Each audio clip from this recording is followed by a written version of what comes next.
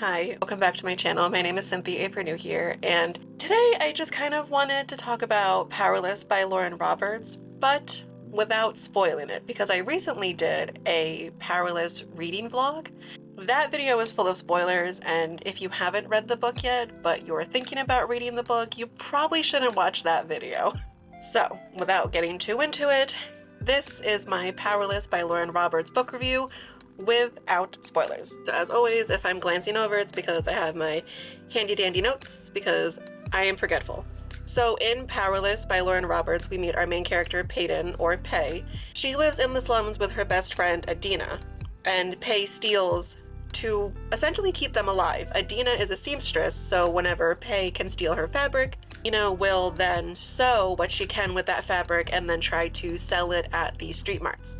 And it is in these slums where we meet our main love interest, Kai, future enforcer, Prince Kai. Pei steals from him and then unwittingly saves his life, and this is kind of where the story really begins, in my opinion. So after drawing attention to herself by saving Kai's life, Pei then finds out that she's been drafted into the purging trials, which in this kingdom, it's important to note that there are 3 levels of, people in the society. So on top you have the elites. These are people who have powers, and they are the people that are favored by the king. In the middle, you have the mundanes. These people don't have powers, but they have abilities. So think like psychics. And then on the very bottom, you have ordinaries. These are people who don't have powers or abilities. They are exactly what they are called, ordinary, everyday people. And it is Pei herself who falls into this lower class of ordinaries, but gets by pretending to be a mundane as a psychic. And in this society, the king really wants to keep his kingdom pure, as he calls it. After the plague, people began to acquire different powers. I'm not entirely sure how, which I'll get into a little later, but the king essentially favors those with powers he calls elites and wants to completely rid his society of ordinaries because he thinks that they just don't add value to his society. And it is during these trials that we also meet Kitt, Kai's older brother, aka the future king. Pei honestly finds herself caught between the deadly trials, trying to protect her heart, trying to protect herself. And so it's very interesting, and I have a lot of thoughts, and I don't know if that summary was good enough, but that's what I got. So let's first talk about the plot. So this book, first and foremost, is very, very, very, very character driven, in my opinion.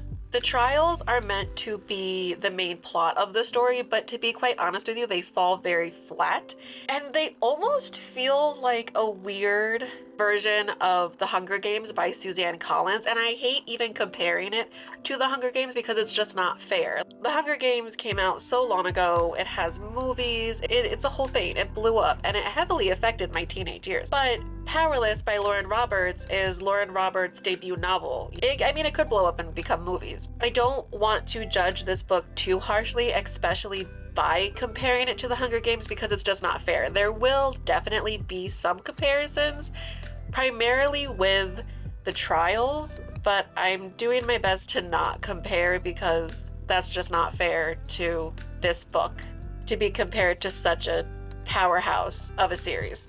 Also, Powerless is the first book in the series, and if I've learned anything, it's that I've read quite a few trilogies that sucked in the beginning and got better as they went on, so we'll have to see.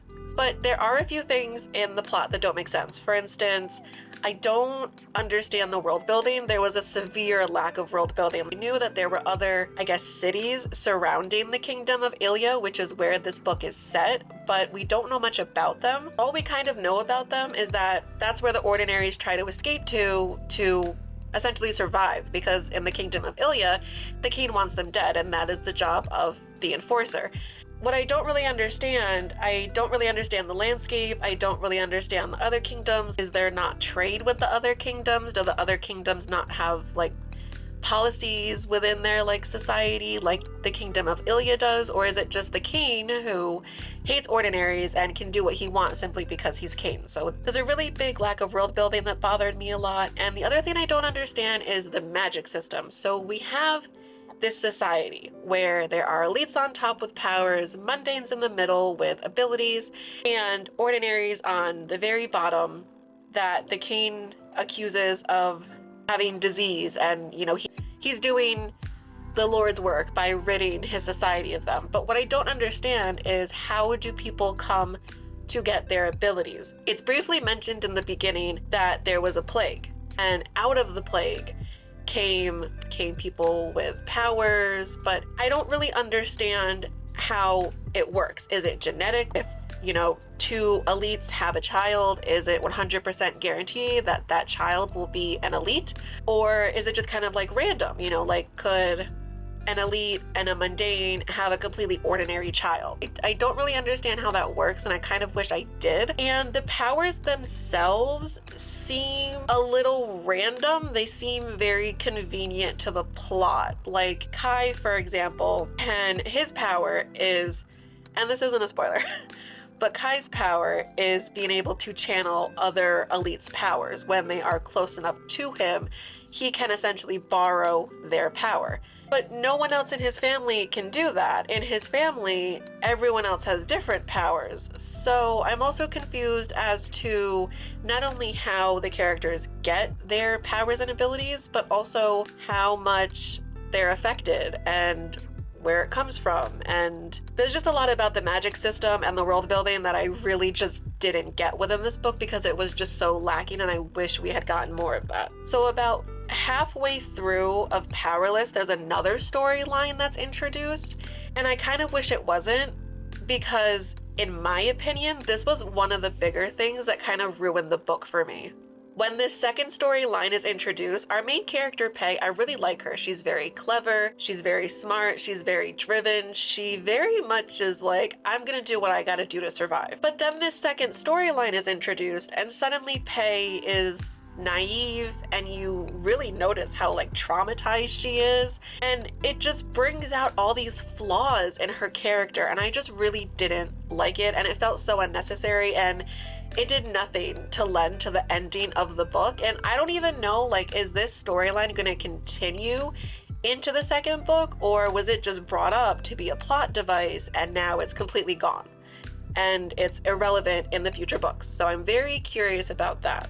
But I will say, last kind of thoughts on the plot, there are a ton of fantasy romance tropes within this book. And if you like fantasy romance tropes, then you'll probably like this book. I liked this book, and that it used a lot of these tropes because I like these tropes. I do think that the author relied a little bit too heavily on tropes in places where she should have focused on world building or developing the magical system for the reader to understand. But the tropes, I'm not complaining about them because I like them. Like, to name a few, we have touch her you die, who did this to you, he falls first. There's also some fantastic banter in this book. Stabby female main character, knives to throats, enemies to lovers. There's a sort of love triangle going on, but it kind of gave me the ick because I don't like love triangles where it's two like best friends or brothers or family members. I don't like that. Different worlds and morally gray / bad boy, just to name a few that I jotted down. There are so many more. And like I said, if you like those tropes, I think you'll like this book. But if you're someone who doesn't like the use of a lot of tropes in books, you probably won't like this one too much because there's a lot of them. But like I said, there is very good banter in this book. And I will give Lauren Roberts credit where credit is due because the banter was consistent and the banter was good. So the characters, I just want to say up front, I didn't like any of the side characters, so we're mainly going to be discussing the main characters because I don't even think the side characters are worth bringing up. They just sucked, in my opinion. So, our first main character is Pei, or well, she's our main character. She's our female main character, and I really like her. I don't know how high up there she is with some of my other female main characters that I've loved in other books, but she's pretty high up there. I really like how clever she is, I like how smart she is, and I like that she has this just uncanny ability to get herself into sticky situations and then get herself right back out of them. But there is also more to Pei than what you initially see with her, because when the second storyline is introduced, Pei really does become a much more flawed character. We kind of see her regress a little bit. She, comes off as very naive. She kind of takes this second storyline at face value, and it's just like, why would you do that? Why would you take this at face value? You don't know anything. She comes across as a little bit naive, and the thing that I really, really dislike is that this second storyline turns her into a martyr. And that just was so unnecessary, because there is no sense of community. It's not like as if Pei and Adina live in the slums and people in the slums look out for each other. It's not like that. Like, people in the slums don't look out for each other. And so for Pei to become this martyr just made absolutely no sense to me. Also, I'm just putting it out there that stabbing is a verb. It's not a personality trait. Next we have Kai. And I really like Kai as a love interest because he is a very, very conflicted character. He is the second prince, he's the future enforcer, so it's literally Kai's job to go and kill the ordinaries that the king tells him to. He's essentially been raised to be a weapon. And you can really tell that Kai really struggles with his identity, especially next to Kitt, because Kitt and Kai are like night and day. Kitt is a little naive. He's raised to be king. He's, kind of lived a very sheltered, closed off life from the rest of society. And he doesn't really understand the truth of what's going on and what his father is doing to the ordinaries, where Kai does. Kai understands that, the king is just getting rid of the ordinaries because he doesn't like them. There's not necessarily anything wrong with them per se. They just don't have powers or abilities, and the king isn't interested in having people like that in his society. And so Kai just struggles a lot internally with his feelings of being the enforcer, but also being a prince and basically being a weapon to the king. And he knows that when Kitt becomes king, he's going to be a weapon for Kitt. And I really just kind of like how tortured Kai is, to be honest with you. And I think that has a lot to do with the fact that Kai reminds me so much of Azriel from A Court of Thorns and Roses. So much, like just the broody emo boy who has a tortured past, and he doesn't like, he just reminds me so much of Azriel. And I really liked Kai as a character, and the banter between Kai and Pei was top notch. It was fantastic. But I will say, before I move on to Kitt, is that there is no spice in this book. This book has a lot of banter, a lot of flirting, a lot of touching. Okay, this is a little bit of a spoiler, so I'm gonna put a timestamp to jump to if you don't want to hear the spoiler. But Kai and Pei don't even kiss. Like, the whole book. Like, there's a scene with them in the rain where they get very close to kissing and then they're interrupted, and I'm just like, ma'am, Miss Lauren Roberts, what? You seriously let them be interrupted? If I were Kai, I would have put a knife through that guard's neck just to kiss Pei after all that tension and buildup and slow burn. So that was frustrating to say the least. But spoiler is over. Let's move on to Kitt. I really like Kitt, but he's like your stereotypical golden retriever character because he's being raised to be king. So obviously he's more book smart than he is, maybe street smart, I guess is the right word. But like I said, Kitt and Kai are like night and day, where Kai was raised to be a weapon to aid the king. Kitt was raised to be the king. He's a lot more refined and regal and polished than Kai. Who is very much a little more rough around the edges, so to speak, kind of character. And Kitt, honestly, he's so sweet. There's like this boyish charm to him that I found I really liked. And while Kai and Kitt are not polar opposites, they both have pretty decent senses of humor, and they're both pretty laid back with the whole thing. I definitely prefer Kai over Kitt, but I'm very excited for the next book, for Reckless, which comes out July of 2024. I have a feeling we're about to see Kitt enter his villain era, and I am here for it. I am here for it. I am so excited. And speaking of villains, we got to talk about the king. So now on to the king. The king is like this weird semi-absent villain. He's the villain of the story, but he doesn't really show up as the villain until closer to the end of the book. And there are a lot of secrets revealed about the king, which were very, I don't know, not disappointing, but I definitely want these secrets revisited in Reckless because they were bombshells. There's no way that we're gonna let Kitt enter his villain era without knowing the truth about his father. We gotta get all that out there in the open. But one thing I really didn't understand about the king, so the king hates ordinaries. He wants a society full of elites. It seems like he's willing to tolerate mundanes, even though he doesn't think they're anything special. But ordinaries are an absolute no-go for the king. He wants them gone, not in my kingdom, whatever. And yet, the purging trials, the majority of the contestants were elites. And the purging trials in this book had Kai, his younger brother Jax, who was a prince, their cousin, who was a royal, as well as another member of the royal court. So that's 4 elites.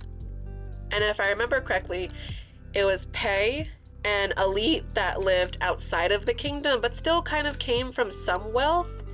And then I believe a mundane and an elite, or 2 more elites. The majority of the contestants were elites.